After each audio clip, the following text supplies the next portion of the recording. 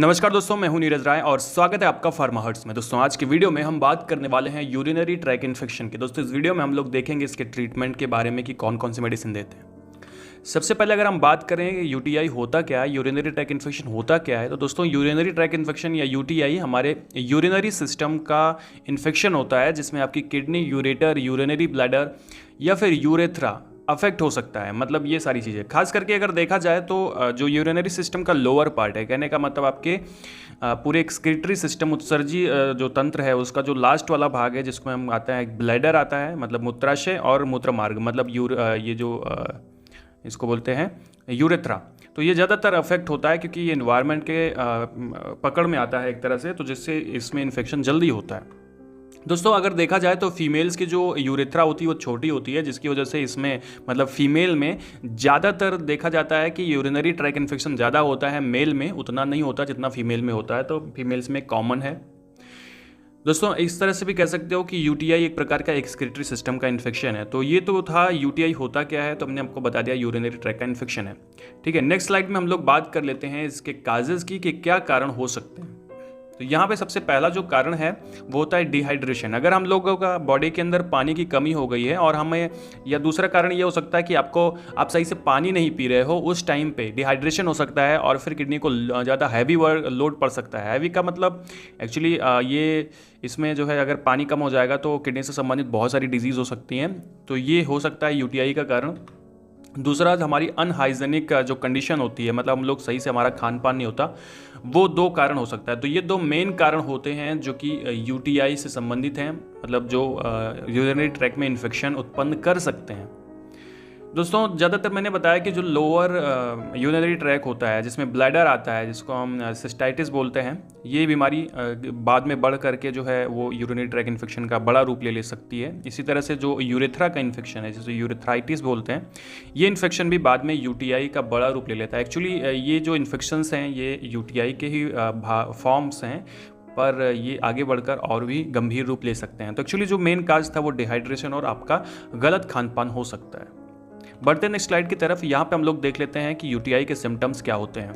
Urinary track के symptoms की बात करें तो अगर किसी को यूटीआई से संबंधित प्रॉब्लम है तो उसको बहुत तेज़ी से यूरिनेट करने की एक इच्छा लगेगी। कहने का मतलब एक strong persistent urge to urinate, कहने का मतलब कि ऐसा लगेगा कि बहुत तेज़ से यूरिन लगी है, उसको पेशाब लगी है और फिर समस्या उससे हो सकती है।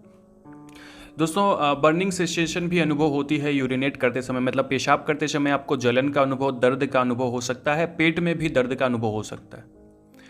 दोस्तों बार बार पेशाब करने के लिए जाना पड़ सकता है, और क्योंकि इसमें क्या होता है कि ब्लैडर पूरी तरह से खाली नहीं होता और यूरिन जो होती है वो स्मॉल अमाउंट में निकलती है। अगर किसी को यूरिनरी ट्रैक से इन्फेक्शन है तो उस टाइम पे मतलब पेशाब खुल करके नहीं होगी, सही से नहीं होगी, और फिर बार बार व्यक्ति को जाना पड़ेगा। इसी तरह से जो यूरिन है उसमें पस आ सकता है, जिससे यूरिन क्लाउडी दिखाई पड़ सकती है, बादल के रंग की दिखाई पड़ सकती है। दोस्तों इसी तरह से यूरिन में ब्लड भी आ सकता है। अगर किसी को यूटीआई से संबंधित प्रॉब्लम है तो यूरिन जो है वो रेड कलर का या ब्राइट पिंक कलर का दिखाई पड़ेगा, या थोड़ा सा ब्राउन कलर का भी दिखाई पड़ सकता है। उसके बाद कुछ ऐसे, अगर यूटीआई है किसी को तो किसी को यूरिनरी ट्रैक से इन्फेक्शन है तो उसकी जो यूरिन है उसकी स्मेल बहुत ज़्यादा स्ट्रांग हो सकती है। तो ये सारे लक्षण देखने को मिल सकते हैं। साथ ही में अगर फीमेल्स की बात करें तो उसमें पेल्विक पेन देखने को मिल सकता है, पेल्विक पार्ट में पेन दिखाई पड़ सकता है अगर उसे यूटीआई है। एक्चुअली अगर देखा जाए तो पेल्विक पार्ट के सेंटर में जो पेल्विस के सेंटर में जो पेन होता है वहाँ पे दिखाई पड़ता है, वहाँ पे महसूस होता है। तो ऐसी कंडीशन में जो है आप यूटीआई की जांच कराएं अगर आपको ऐसी कोई प्रॉब्लम लग रही है तो। इसी तरह से फीमेल्स के अंदर में अगर यूटीआई है तो वेजाइनल डिस्चार्ज भी देखने को कभी कभी मिल सकता है। तो दोस्तों ये था सिम्टम्स। अब हम लोग लास्ट में बात कर लेते हैं इसके ट्रीटमेंट के बारे में। तो अगर यूटीआई से संबंधित किसी को प्रॉब्लम है तो यहाँ पे देखो दो प्रकार की मेडिसिन होती हैं। कुछ ऐसी मेडिसिन जो नॉर्मल पेशेंट में दी जाती हैं, कुछ ऐसी जो प्रेग्नेंट वोमेन में दी जाती हैं। तो दोनों की मेडिसिन थोड़ी थोड़ी अलग हैं।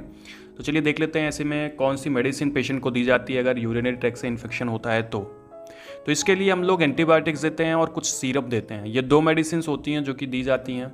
तो अगर एंटीबायोटिक्स की हम बात करें तो एंटीबायोटिक्स जो है वो नॉर्मल पेशेंट में नॉरफ्लॉक्सासिन दिया जाता है जो कि 400 mg का होता है।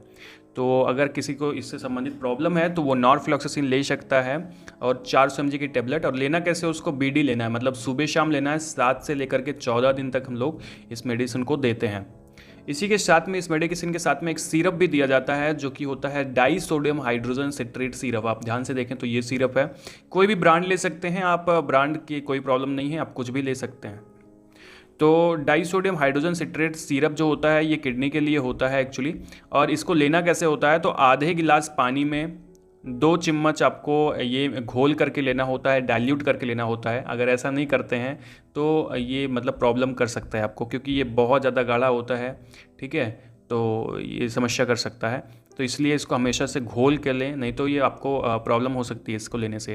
दोस्तों लेना कैसे होता है, इसको 3 से 5 दिन के लिए देते हैं, TDS देते हैं। इससे ज़्यादा भी दे सकते हैं, वो डॉक्टर्स आपकी कंडीशन पे ही देगा कि आपको कितना देना है। इसी के साथ में कभी कभी जब मान लीजिए किसी को यूरिन सही से नहीं हो रही है तो उसको डायूरेटिक्स भी दिए जाते हैं, जिसमें फ्यूरेसिमाइड 5 मिलीग्राम की टेबलेट दी जाती है, जो कि OD दी जाती है मॉर्निंग टाइम में। मॉर्निंग टाइम में ही डायूरेटिक्स लेते हैं ताकि दिन भर जो है, अगर रात में ले लेंगे तो रात भर उठना पड़ेगा तो फिर प्रॉब्लम हो जाएगी, ठीक है। तो फ्यूरेसिमाइड जो होती है वो डायूरेटिक में दी जाती है जिससे पेशाब ज़्यादा हो। तो ये 3 मेडिसिन जो हैं ये दी जाती हैं, जिसमें से एक सिरप है। किसी भी एक नॉर्मल पेशेंट को, मतलब जो एक नॉर्मल मेल है या नॉर्मल फीमेल है जो प्रेग्नेंट नहीं है।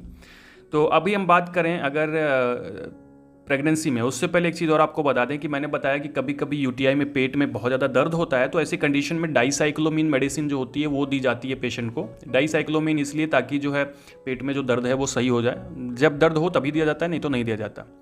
इसी के साथ में अगर हम बात करें यहाँ पे प्रेगनेंसी की, तो प्रेगनेंसी में जो नॉरफ्लॉक्सासिन है ये सेफ़ नहीं होती है, तो इसकी जगह पे नाइट्रोफुरेंटाइन दी जाती है। बाकी आप मेडिसिन दे सकते हैं, ठीक है।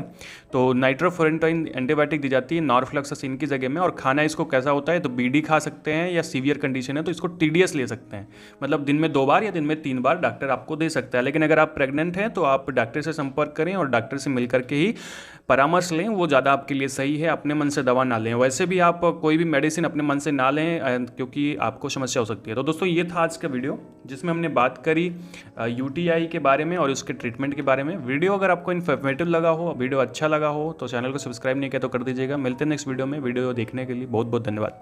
हमें इंस्टाग्राम पर भी फॉलो कर दीजिएगा दोस्तों, क्योंकि वहाँ पर हम लोग 60 वीडियो लेकर के आते रहते हैं।